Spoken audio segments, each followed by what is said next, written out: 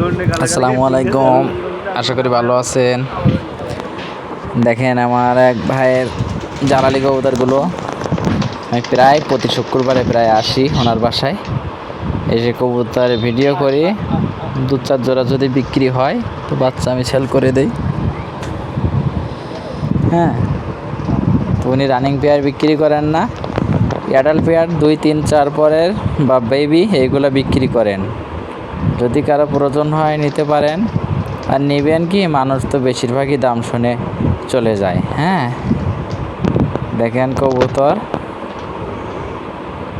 অনেকগুলো কবুতর আছে ওনার, প্রায় 150 পিসের মতো আছে হলো বাইরে, আর ছাদের উপর একটা ঘর আছে, ওইখানে হলো আপনার আছে প্রায় 32 পিস এই কবুতর ওনার আছে।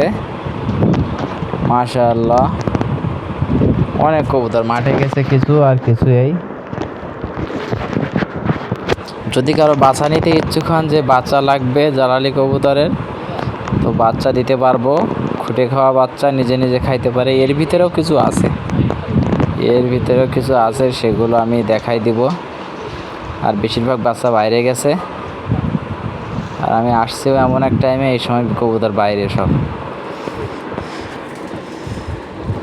দেখেন কবুতর সবগুলো কিন্তু সুস্থ সবল কবুতর, কোনো সমস্যা নাই। যদি প্রয়োজন হয় যে লাগবে জ্বালালি কবুতর পালবো শখ করে, তাহলে নিতে পারেন। তো অযথা বিরক্ত করবেন না কেউ, যাদের প্রয়োজন তারা নিতে পারেন। রেসার আছে এর ভিতরে, আবার মাক্সি রেসার আছে, সবজি রেসার আছে।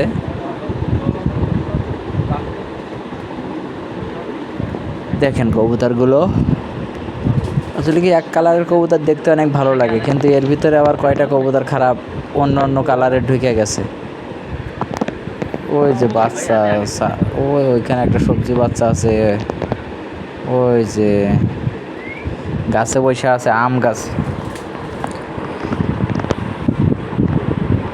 বাচ্চা। দেখেন এই যে একটা বাচ্চা, ওই যে বাচ্চা, ঠোঁট কিন্তু অনেক লম্বা ঠোঁট।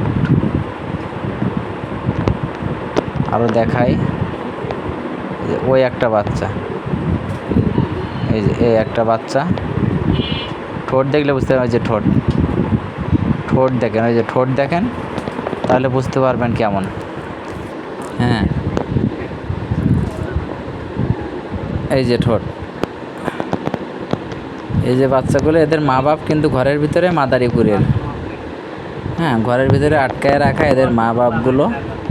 বাচ্চা একটু বড় হইলেই বাইরে আইনে এই দেশে এই বোনের সাথে ছেড়ে দেওয়া থাকে।